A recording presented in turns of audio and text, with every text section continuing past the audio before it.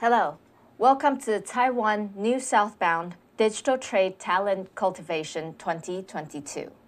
This is the course Succeeding in Cross-Border E-Commerce. So in today's course, From Vietnam to the World, we'll be covering 4 topics. The first topic is The Future of Retail is Now. The second topic is The Pros and Cons of Cross-Border E-Commerce. The third topic will be business models for cross-border e-commerce. And last but not least, we'll be covering briefly about personalization and localization. To begin our topic today, we'll be doing the new trending thing that we have in this course, which is beginning with a video. So please take a few minutes of your time to look at what I'm about to share with you.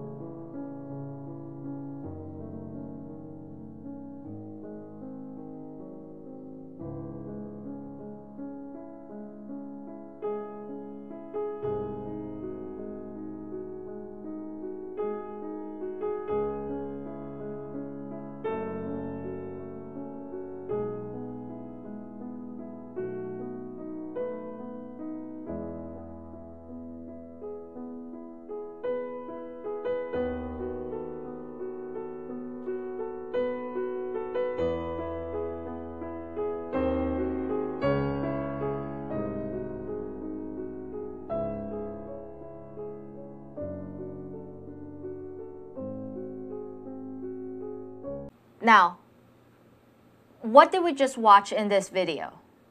It is a concept of how people think of our future. But as you can see, a lot of what's happening in the video are actually already currently the case. And if they're not currently the case, there are many, many companies who are already actively developing so that all the technologies you see in the video will be the case very soon. What does that mean for business owners today, or or for somebody who wants to start your own business? The idea of doing cross-border is not something that we can contemplate of whether or not we want to do, because based on the video and based on the topic, the future of retail is now. Cross-border is already a norm that's happening to every one of us. In fact, 70% of consumers have made at least one international purchase a year, and that cross-border sales will have reached $627 billion US. So making an international purchase is no longer as impossible as what it used to seem to us. And what that means from a operator's perspective is that we should expect our products being purchased internationally at any given point of time. And in this topic, we will be going through what countries are more likely to purchase internationally, why they purchase internationally, and which countries are actually winning in terms of cross-border selling. So this is a global map where we've highlighted the top 9 countries who have the most amount of online shoppers that have purchased an item in a different country in the past. In North and Latin America, we have Brazil, Canada, and United States, where 86% of online shoppers in Brazil have made an international purchase in the past. And 83% of Canadian online shoppers have made a purchase in the past as well. In the States, there has been 61% of online shoppers who have made a purchase internationally. In Europe, we have France, Germany, and the United Kingdom, where 79%, 74%, and 66% respectively of online shoppers have purchased a product from a different country before. And in APAC, Australia by far has the most amount of online shoppers who prefer making purchases internationally. Then we have China and India, where with their large population, they all have more than 50% of online shoppers who are purchasing items in a different country. Now, while these are countries with the most amount of online shoppers buying products, where are actually these people buying from? The stats have shown us that 45% of online shoppers are purchasing items from the United States, 41% from China, and 26% from the UK.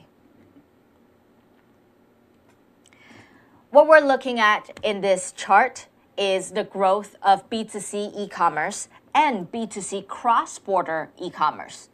The darker purple is your B2C e-commerce, and the lighter purple is your cross-border e-commerce. Now, the numbers are based on the different region, but what we should really pay attention to is the amount of growth between 2014 and 2020. In just 6 years' time, if we pay attention to Asia Pacific, the growth between B2C e-commerce in 2014 and 2020 has almost tripled. And when it comes to cross-border e-commerce, it is also almost tripling the amount that it accounts for the total e-commerce channel. What that says is that in Asia Pacific, not only are businesses actively entering to the e-commerce world, but because of the nature of Asia Pacific, where there's a lot of countries bordering each other, it almost is always a given when we start a e-commerce business, we are making sure that we can be cross-border from day one. So Asia Pacific accounts for 2/3 of the global e-commerce market and has reached US $3 trillion in 2021. Singapore and Malaysia accounts for more than 50% of the total cross-border e-commerce market of Southeast Asia, while 55% of the online transactions in Singapore will come from cross-border orders. For Thailand, which is the third largest market in Southeast Asia, is expected to register a CAGR of 14.5% and reach $5.8 billion by 2022, boosted by progressive government policies. All of these are stunning statistics that have shown the fast growth of e-commerce in our region. Yes, Singapore and Malaysia, they have always been slightly ahead of the e-commerce and retail curve, but there are other countries who are actively catching up as well. What we should get from this slide is that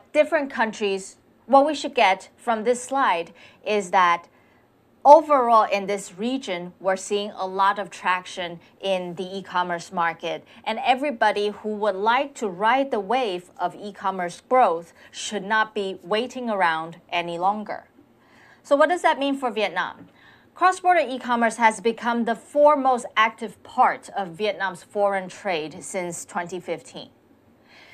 Just at the beginning of this year, Vietnam became one of the 15 countries in the Regional Comprehensive Economic Partnership. What that means is a free trade regulation within the 15 countries, for the 15 countries. What that means is a free trade regulation that has been established between the 15 countries that are within this partnership agreement. And yes, Vietnam has traditionally been known for its textile export, but it is also an up-and-coming key location of high-technology manufacturing, with Samsung, Nokia, and many different tech companies setting up a manufacturing location in Vietnam. Bilateral trade between Vietnam and the U.S. hit a new record high in 2021 with a total of U.S. $111.56 billion, which was up nearly U.S. $21 billion year on year. All of these are significant stats for the Vietnamese economy, showing the government and the entities' aggressive growth when it comes to selling cross-border and taking part of the e-commerce society, the e-commerce trading norm.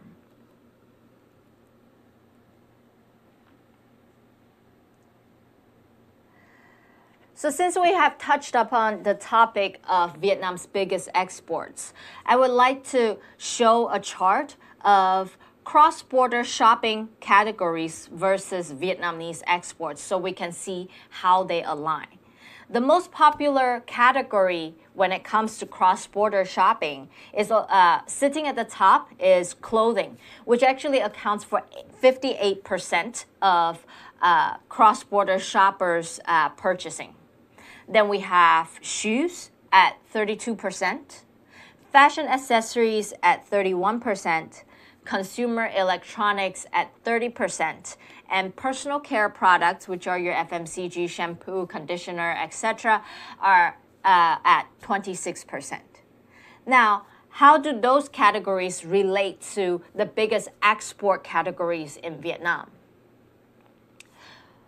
The biggest exporting categories in Vietnam are currently mobile phones with US $57.5 billion, consumer electronics at US $50.8 billion, machinery at US $38.3 billion, textiles at US $32.8 billion, and footwear at US $17.8 billion. Now, out of these five, three of them match the most popular categories that consumers are purchasing globally for cross-border shopping. Consumer electronics match the consumer electronics match, which are consumer electronics, textiles for clothing, and footwear for shoes. So if you happen to be one of those manufacturers in the categories, what you can consider is, in addition to all of your B2B business models, is it feasible for your company to start a small online business where you can list your products on the internet, whether it be building your own website or listing them on different marketplaces? This is, I think, what we're currently seeing with manufacturers stepping into e-commerce is that perhaps the sales from the beginning will not be accounting for much of your revenue source. However, it is an additional channel of exposure, and in time, what we're trying to establish is a long-term business strategy to expand different revenue sources. Or if you're not a manufacturer, what you can tap into, what you can see from this chart is that in the country that you're currently located in, there are actually plenty of suppliers that can produce products in these categories. So if you happen to be somebody who wants to start your own business and you need to think about what you want to sell, these are the categories that you may want to consider first, because you will have an easier access to these products compared to other products that may not have been made in your country. So obviously, if we're in this topic, we can assume that everybody wants to learn about how to set up an online business and wants how to set up e-commerce selling. But when it comes to cross-border, there are many nuances that can be a little different from just doing your traditional e-commerce business. And here are the pros and cons when it comes to cross-border selling. Before talking about the pros and cons of cross-border e-commerce selling, it is very important to understand what drives cross-border e-commerce. Understanding the key drivers of why shopping internationally is becoming more and more of a favorite for a lot of people will help us understand why the pros and cons are the way they are and how we can address them effectively. So from study, what we have seen in terms of key drivers of cross-border e-commerce, first is the global rise in internet connectivity. Almost everyone in this world now has access to internet, and they can, with the growth of internet, that means the rising of cross-border internet traffic. Because as a consumer browsing on the web, you're no longer tied to information that is within your own country, but all of a sudden you have information globally from different parts of the world at the tip of a finger click. And that will lead to an increased online sales channels, meaning that rather than having marketplaces that are specifically for a particular country like Vietnam, Thailand, or Japan, there are more and more sales channels coming up that are no longer just in terms of marketplaces, right? Marketplaces are the most, I would say, the most conventional idea of shopping, because it is the concept of market or a department store in the physical context and just moved online. However, with the growth of internet, we can see that buying and selling no longer has to just happen in marketplaces anymore. When was the last time you actually purchased an item on Facebook? Or have you ever had the experience of seeing what's available for purchase on Instagram? Right? These are social networks who have entered the online commerce business. And we can see a lot more of these different business models and sales channels popping up with the rise of cross-border internet. And the wider range of digitally tradable products is also a key factor in terms of driving cross-border e-commerce sales. Prior to recent history, we are only used to purchasing products that are tangible, that are sort of related to our day-to-day lives. So when it comes to selling online, we're thinking, oh, I used to buy furniture online. Well, I used to buy furniture in a store because, I need to sit on the couch or lay on the mattress in order to see whether or not those pieces will be suitable for my house. But going to a store may not be so convenient these days, so that it is normal if somebody wants to start an online furniture business. That's a very, very common reason of why people start their own business. Whatever they are used to buying offline, they can now buy online. But what we're talking about here in terms of the wider range of digitally tradable products, it's more like not only we can buy tangible products, but we can buy services now. We can even buy coaching sessions. Or if I want to find a class, say if I want to pick up dancing, for example, I can actually find a dance instructor on the internet, and somebody will be able to teach me the type of dance that I want to learn on the internet. So it's no longer shopping in the context of an internet is no longer just about products that you can get your hands that you can hold on to. However, it also covers services, knowledge, and all the other things that you can think of. Like if you can think of an idea now, you can almost 100% of the time sell it online.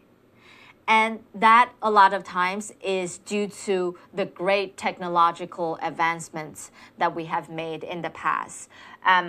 It's not just the internet, the rise of internet connectivity, but also the rise of internet speed, with startups developing different ideas to sort of push our lifestyle a little bit more forward on an annual basis.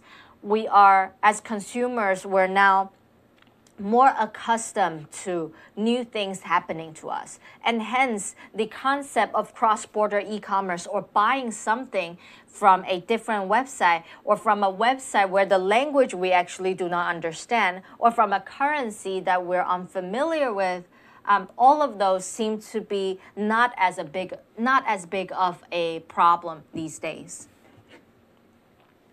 So what are the top 3 reasons why customers prefer cross-border shopping? Price is definitely on the top of everyone's list. A lot of times buying things in a different country can mean that those products will come at a cheaper cost. Customers prefer shopping cross-border because product pricing in one country differs from the same product sold in another country. a lot of times when it comes to maybe fashion or computer electronics or those phone charging cords, in the States, when we purchase these products, the U.S. price of those products can be 20 or 30 US dollars. But in a different country where they actually produce a mass amount of charging cords, you can actually buy 3,000 of these cords for 30 US dollars. And so that's what customers are now starting to see. If you open up your search zone to different countries and to pay attention to what each country is producing, then you can actually find that bargain for the particular product that you want to purchase. Then there's availability. I know that for me is definitely the case because a lot of the products that I want to buy or a lot of products that I used to buy in the States, I actually cannot find them anymore in Taiwan. So the non-availability of branded products that I am looking for, because they are not available in Taiwan, then I choose to buy from Amazon US and have them ship to Taiwan. So a lot of times you can see that as customers open up their search zone, they can be more, they now have a wider variety of brands that they can choose from, and a lot of different products that may not be available in their own country. So availability is definitely the second biggest factor. Now, the third, but definitely not least, is the uniqueness of products. Customers are always interested in uniques, and especially when the products aren't available in their country. I think that's actually a very key advantage from the APAC region, as a lot of us here actually are exposed to unique handcraft items or just traditional items produced due to our traditional culture that may not be so available in other countries. When I visited Vietnam a few years ago, I noticed the big coffee culture in Vietnam. And I actually didn't know that until I visited the country and noticed that all the different gadgets or the different ceramic pots that are available in Vietnam is actually quite nice, quite unique for my day-to-day needs. So I ended up buying a few of those, bringing back to the States and giving them as gifts to my friends. And I think that unique factor is definitely what a lot of the times Western shoppers are looking for when they're shopping for items in the East. So what we have just covered are why on the consumer ends that people would like to shop online. But what does that mean if you are the supplier end? If you are a e-commerce business operator, or if you are a seller, or somebody who's trying to enter the e-commerce world, what are the main advantages of cross-border selling that a lot of online sellers have expressed? So global expansion is the top on everybody's list, meaning that we're no longer restricted to the country that we are in, and we can very quickly scale our business internationally and have a global presence. The second one is brand awareness. If you're starting a business and maybe you're not as special in the country that you are in, you can actually try to see where your business can be regarded as more special, as more different in other countries, and start building your brand awareness in those parts of the world. so that as time goes, you may be able to cultivate a bigger brand presence in certain countries than the other. The third that I've seen the most is increase in revenue. Obviously, that is, you can see increase in revenue, but you can also see increase in costs as a disadvantage. By increasing revenue is a lot of times why people want to open up their selling to being cross-border, because your products can now be sold to a variety of customers, and you can even localize your price to have to sell it at a higher price in some countries than the other. Increased access to end customers is another huge factor when it comes to selling on the internet, and that means your personal connection to your customers is no longer just limited to whoever in your country, and you can actually try and see how your products and your method of selling resonate with other customers and try to build up your business from there. Another factor that I want to point out is selling low demand products globally. The product that you're selling may not have as big of a market share if you just focus on one or two countries. However, if you are able to expand the countries that you offer your products to, all of those countries adding together may actually build up that total overall demand for the product that you're selling. And while there are a lot of advantages when it comes to cross-border selling, there are definitely risks that are involved in terms of cross-border trading and selling as well. And these are some of the topics that we see repeatedly popping up. Selection of adequate markets. I think just because you're doing cross-border doesn't mean that you're going to start to sell in many countries at the same time, right? So you, as a e-commerce operator or a business owner, you need to identify which countries are actually more feasible for you to enter into, and being able to select the right ones from the very beginning requires an extensive amount of research.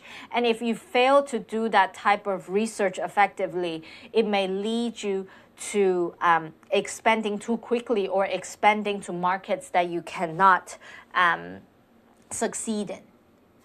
Now, competition is definitely a strong factor. While, yes, if you sell internationally, you may have less competition for within your home market. However, when you expand internationally, that also means that in all other countries there will be more competitions for the products that you're selling.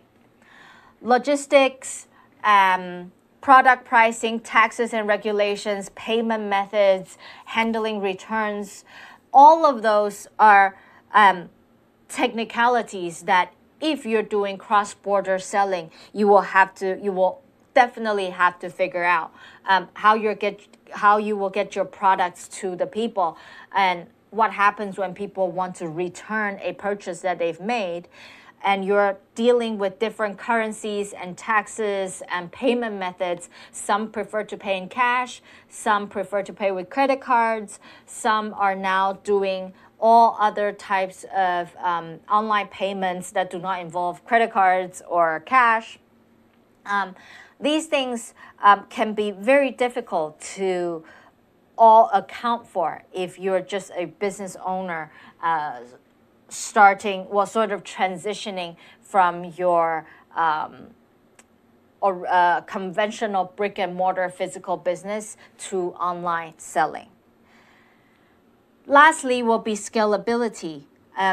when it comes to selling online and selling cross-border, how do you effectively scale? And when we talk about scaling, it's not expanding. So it's not so much about you're expanding from one country to another, but what we're scaling here is your profit margin, because costs that are involved in cross-border trading and selling can be very high.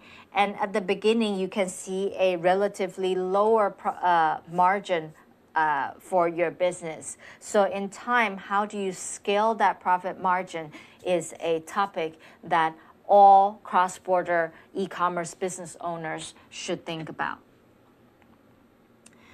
And that's why we need to carefully analyze all the various business models that are available for us when it comes to cross-border selling. And so in the third topic, this is what we're going to review: how different brands have been able to tap into the different business models to help them succeed in selling in a different country. So one of the key business models is working with local manufacturers and suppliers for procurement. What this is supposed to do is that it ensures local operations remain in sync with the global best practices to achieve the best possible outcome in the long term. Lux Asia is one of the one of the better examples of this, because as a operator for a lot of luxury cosmetic brands, Lux Asia is actually traditionally used to just building beautiful stores, offline brick and mortar beautiful stores. And so what they're used to in terms of business model is traditional retail. However, when they expand overseas, they no longer have that advantage of knowing how traditional retail works in those regions. So they actually built up partnerships with local manufacturers and suppliers to help them do that type of cross-border expansion for their business. So this particular example here actually doesn't talk about e-commerce, right? Because when we talk about cross-border, just commerce on its own can also be cross-border. So for brands that are operating in other countries in an offline method, and you want to bring it to other countries using the same retail model, can you tap into different partners that can manufacture or supply the items so that you can do better sales? With Canelli, which is a men's suit brand, they used outsourcing overseas operations to partners, because as a brand, they have what they are good at when they're operating in their home country. But when it comes to operating in a different country, you may be dealing with different marketplaces, different type of consumer behaviors, leading to different ways you should market your brand. So outsourcing overseas operations to partners, this business model actually allows the company to employ the best experts of the different regions so that they can maximize early success. A lot of times, this actually is a very good way for businesses who want to expand overseas.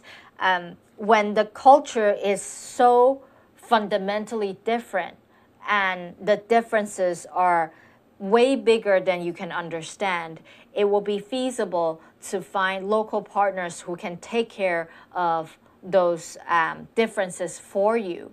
And you can just focus your energy on the parts that you're best at. And that doesn't mean that, like, in 3 years or 5 years, you can't change the strategy. You still can. Having partners is a great way for you to learn from. So whatever it is that they're doing, for as long as you keep a close relationship with the partners you're working with, maybe in 3 years, in 5 years, or 10 years time, you can slowly take back the operations as you gain more experience. Local presence through partners or franchise. 11th Street is a very prominent brand started in Southeast Asia, and they actually have different types of marketplaces catering to different aspects of day-to-day living. So there's fashion, there is books, there's tickets, there is market and luxury brands, cosmetics, etc. So marketplaces offer a quick way to enter a market by leveraging their existing partner base. If you are a brand trying to expand, maybe the best way for you is to list your products on the marketplaces that are already most prominent in that country, so that that marketplace will actually take care of a lot of the logistics for you. Some of the challenges that we mentioned in a few slides before, such as logistics or returns, the currency differences, etc. All those will no longer be a problem if you are part of a bigger marketplace. However, having more than one e-commerce platform is also a very important strategy that a cross-border merchant should pay attention to. Veramoda is a Spanish brand, a Spanish apparel brand, and it's traditionally offline retail, but these days, I think since 5 or 6 years ago, you can see this brand popping up on a lot of different e-commerce platforms. Actually, what's surprising is that a lot of people know about this brand, not because of this brand's own website, but you will definitely see this brand on platforms like ASOS, Lazada, or Zalora, because they are that brand who's very good at spreading, building their brand awareness by exposing themselves to different types of e-commerce platforms. So for leveraging special benefits, it is important for business to be present in more than one e-commerce platforms, because different platforms have different profit margins. Different platforms will allow you to tap into different target audience. So if you're a new brand and you do not know how to position yourself in the different markets, I highly recommend that you start small and try to test out the different platforms so you can diversify. And lastly, we have different sales approaches for each sales channels. This actually is a personal experience that I have when it came to onboarding Unilever on our platform when they are selling across different marketplaces. So as you know, as a platform, we provide design automation solutions so that brands can effectively create the visuals for different marketplaces or marketing channels.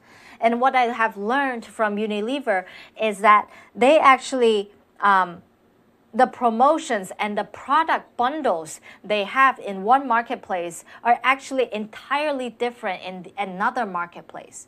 At first, I was curious why that approach, and then I started to understand that it comes down to unit economics and profit margin. Because of the different deals and partnerships a brand has established with the marketplaces are different, and hence you are bundling your products in different ways that you can gain more, you can maximize your profit. So finding ways to effectively manage each different sales channels and their strategies in order to handle everything seamlessly actually requires multiple tools and teams. So again, this comes back down to if you are a business trying to do cross-border selling, can you start small? Can you focus on one marketplace and figure out all the little details about that marketplace? Or can you start with just maybe 10 products on a marketplace, but you do 10 different marketplaces at the same time? I think what it comes down to selling online, the biggest advantage is that we can actually afford to do some experiments.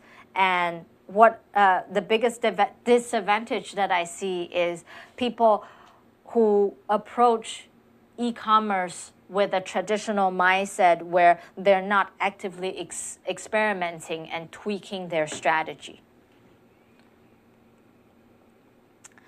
So the last topic, which we're going to cover a lot more in depth in the next chapter, here is personalization and localization. What cultures vary greatly, and selling is a experience, is an activity that happens between multiple people. So when it comes to cross-border selling, making things local as far as possible is definitely the key. Now, there are several tips that we can do in order to, personalize our sales strategy for the different locations. The number one tip is pay special attention to language nuances. 72% of online shoppers prefer to shop in their native language. Actually, a lot of times what we have noticed with English-speaking buyers, they have this mechanism where they will block out anything non-English. But if America or Europe are sort of your biggest market that you're focusing on, it is very important that you write your products and sell your products in English, which is most of the time what Americans and Europeans are used to. Do not use a free online translator. This tip, you will see me mentioning it again and again, but that is because free online translators actually do not offer you a type of translation that is spoken by a human. Idioms and slangs are essential to give a website a local look and feel in order to instill confidence in buyers. So when we say idioms and slangs, really it's not just there to show off that you can speak the language, but we should think about that advantage, that benefit of being able to speak the language. If your buyers can sense that, oh, you are actually familiar with my culture and my language, what that means to buyers is a sense of security, a sense that you know them well. So they will hesitate less when it comes to buying products on your website. Paying close attention to the culture and demographic you are targeting, because we are in Southeast Asia or APAC region for the matter.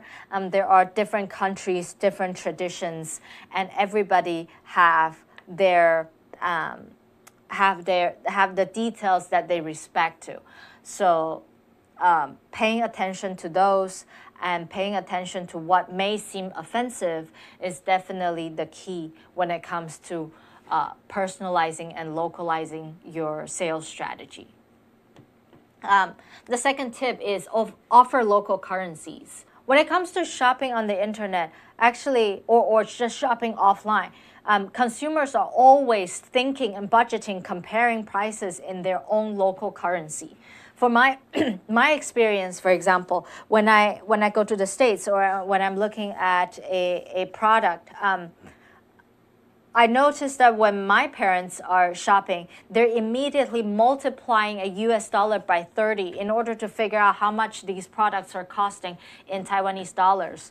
For me, because I'm used to the US currency, so in Taiwan, everywhere I go, I'm dividing everything by 30 to figure out whether or not this Uber ride is actually affordable, whether or not I should take it, or if I'm buying a new laptop, for example, I'm trying to compare it in the US currency to figure out if I should purchase it in Taiwan or I should purchase it in the States next time I go back. Definitely, offer your products in various local currencies so that you can decrease the amount of times that people are doing calculations, and you're shortening their decision-making process to increase the potential in converting a person into a customer. Consider including both a local currency as well as a few major world currencies to offer customers the ability to switch around. So because, like we mentioned, customers today are used to buying internationally, so they can actually see if, okay, purchasing this in euro or purchasing this in pounds or the dollars, which ones would be most cost effective for them. And add the currency symbol and pay attention to where the symbol is placed. It was a surprise to me that there are multiple currencies in this world that all use the dollar sign. And so when you just simply add the dollar signs without saying US or NT, New Taiwan dollar, it actually is very hard to tell what that dollar sign is symbolizing. In addition to that, some currency symbol is actually placed after the number rather than before the number. And all of these little things will show how aware you are when it comes to selling in that particular country. The third tip is localization. So understanding consumers' preferences in terms of payment methods and credit lines. Again, not every country has that high of credit card penetration. A lot of countries are still used to the more traditional form of payments, such as cash or wire transfer. And in some countries, they are already tapping into payment methods through their social media apps like Line Pay. So how we cater to all of those things will be a key to succeeding when it comes to localizing our sales strategy. Develop localized buyers personas. I think that's the one thing that we talked about a lot in our previous course, where doing your research to understand who it is we're actually selling to, so that you can have the awareness and application of local content norms that including quality, variety, and number of product photography. All of those things should be geared towards the marketplaces that you are selling. Then lastly is researching and developing a local promotional calendar. Different places celebrate different holidays. Christmas is big in one place, one part of the world, and is not so big in another part. In the countries that you're selling to may have holidays that you are not familiar with. And if you don't pay attention to those, you may miss out on big sales opportunities. So definitely research into what those places are in order to really take advantage of all the different sales opportunities. So when it comes to selling across different Southeast Asian e-commerce channels, there are a few key players. So we have Shopee, Lazada, Tokopedia, Q10, and Bukalapak. These are major marketplaces, very popular in the Southeast Asian e-commerce industry. All of them come with different costs and advertising options and shipping options. So when it comes to localizing your strategies and being able to fulfill the different items, when it comes to localizing your sales strategy and to fulfill all of the sales requirements when it comes to currencies, handling, shipping and returns, and doing promotions that are most relevant to the countries you're selling to, taking advantage of the local e-commerce marketplaces will definitely be a good way to start, because you know that when it comes to campaign or different events that you should participate, these marketplaces are already doing those events. So from a seller's point, all you have to do is choose whether or not you want to participate in events like that. So to wrap up, let's take a look at some of the notes to remember from this course. Since January 2022, Vietnam is one of the 15 countries in the Regional Comprehensive Economic Partnership. This is important for everybody to look into so we can understand what are the trade partners that we currently have that can reduce our cross-border selling tariffs. And so if you consider cross-border selling, these may be the countries that you start doing at first. Consumer electronics, textiles, and footwear are some of Vietnam's top exporting categories and are also the most popular cross-border shopping categories. Language, currency, content, and shipping logistics are most important when dealing with cross-border e-commerce. So if you're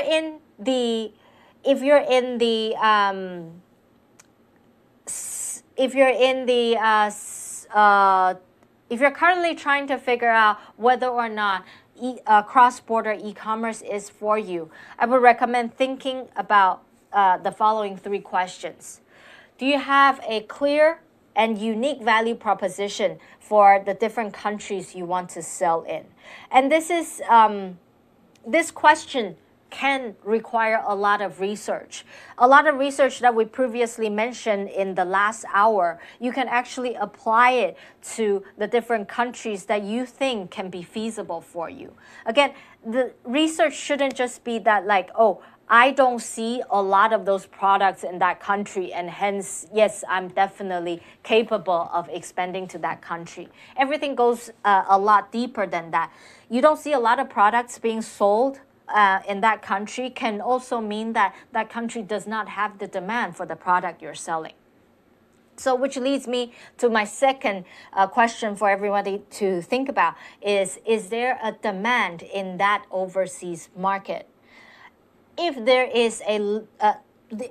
isn't a demand, or if there is too low of a demand, it may not be feasible for you to expand into that country because the costs involved in cross-border selling will be way too high to cover the lack of profit margin. Lastly, are you equipped to manage all the sales channels from different countries?